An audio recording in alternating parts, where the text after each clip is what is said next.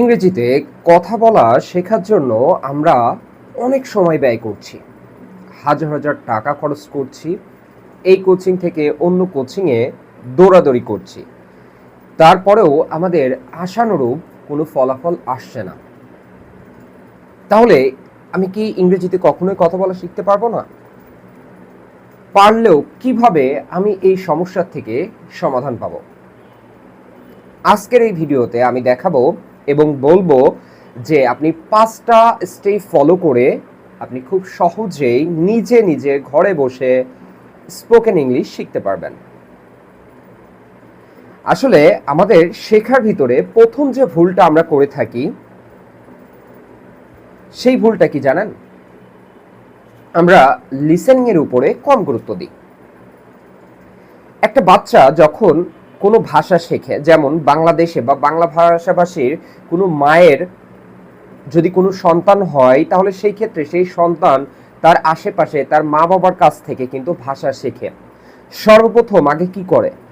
আগে শুনে, শোনার পরে আস্তে আস্তে সেটা আয়ত্ত করে, পরবর্তীতে বলার চেষ্টা করে, তাই না? তার মানে এখানে ফার্স্ট স্টেপটা কি হচ্ছে দেখেন, ফার্স্ট স্টেপটা হচ্ছে লিসেনিং। আপনাকে ইংরেজিতে কথা বলা শিখতে হলে প্রথমে যে গুরুত্বটা দিতে হবে সেটা লিসেনিং এর উপরে দিতে হবে।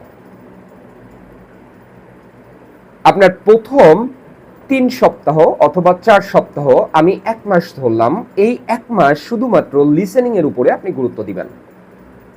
এখন কোন কোন ওয়েবসাইট বা কোন কোন ইউটিউব চ্যানেল আপনি ফলো করতে পারেন? সেই ক্ষেত্রে আপনি যেই ধরনের কন্টেন্ট দেখতে বেশি আগ্রহ প্রকাশ করেন, এটা এক একজনের ইন্টারেস্টের উপরে নির্ভর করে। আপনাকে ওই ইন্টারেস্টের উপর ভিত্তি করে এক নাগারে একটানা 1 মাস আপনার শুধু শুনতে হবে। আপনি এখানে কোনো বলারও চেষ্টা করবেন না, কিছুই করবেন না। কেন? কারণ আপনি শুধু শুনবেন যেন ইংলিশ একটা এনভায়রনমেন্ট ক্রিয়েট হয়। আপনি একটা ইংলিশ এনভায়রনমেন্টের ভিতরে আছেন যখন আপনি শুধু লিসেনিং করবেন, তার মানে কোনো কিছু শুনবেন। আপনাকে 1 মাস সময় ব্যয় করতে হবে এই লিসেনিং এর উপরে। প্রথম স্টেপ চলে যাচ্ছে। এবার দ্বিতীয় স্টেপ আপনি কিভাবে ফলো করতে পারেন? এইবার 1 মাস লিসেনিং এর পরে আপনার যে কাজটি করবেন সেটা হচ্ছে আপনি এবার বলার চেষ্টা করবেন। কেমন বলার চেষ্টা? একজন বাচ্চা যখন শুনতে শুনতে দেখবেন যে একটা শব্দ বারবার বলে, বাবা বাবা, মা মা, আকাশ, যেইটা দেখেন বাচ্চা যেইটা ভালো লাগে সেইটা কিন্তু বারবার বলার চেষ্টা করে। এটাই আমাদের টার্গেট পয়েন্ট।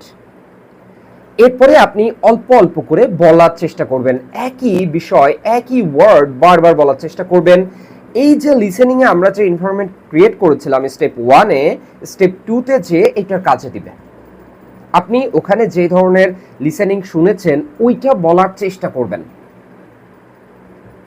কি বললাম? ওইটা বলার চেষ্টা করবেন। আপনি ভুল করবেন, কোনো সমস্যা নেই, আপনার রেকর্ড করার দরকার নেই, আপনি শুধু বলার চেষ্টা করুন।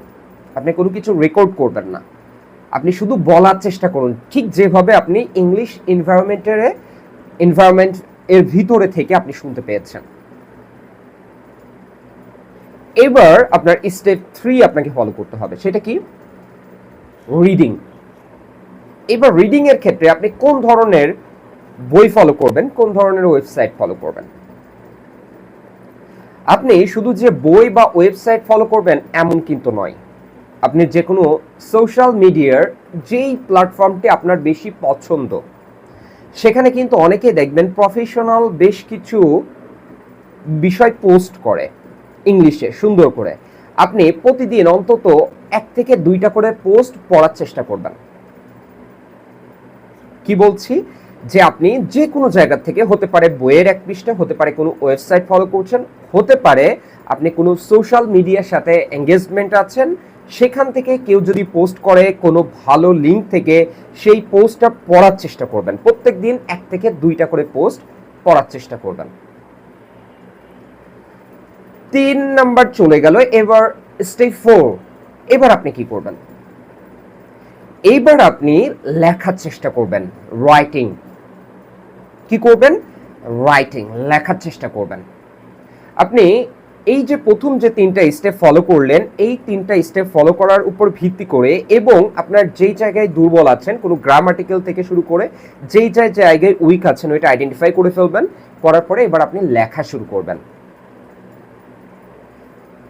আপনি লেখার উপরে থাকলে হবে কি, আপনি যে থিংটা করছেন সেটা লেখার মাধ্যমে আপনি প্রকাশ করতে পারবেন, যেটা আপনার ইংলিশ ভোকাবস থেকে শুরু করে সেন্টেন্স স্ট্রাকচার সব কিছু ডেভেলপ করতে সহায়ক হবে।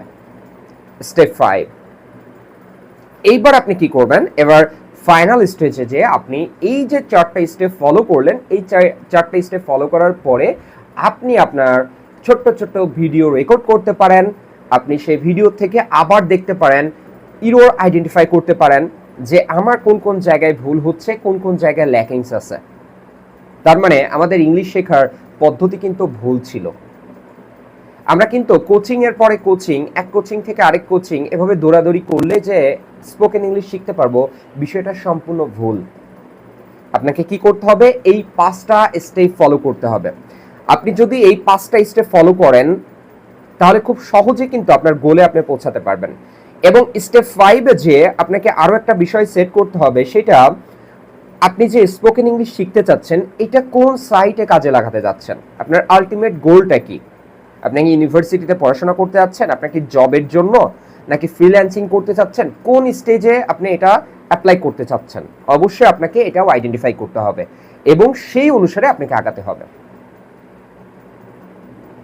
আশা করি এই 5টা স্টেপ ফলো করে একজন স্টুডেন্ট একদম জিরো লেভেল থেকে স্পোকেন ইংলিশ শিখতে পারবে।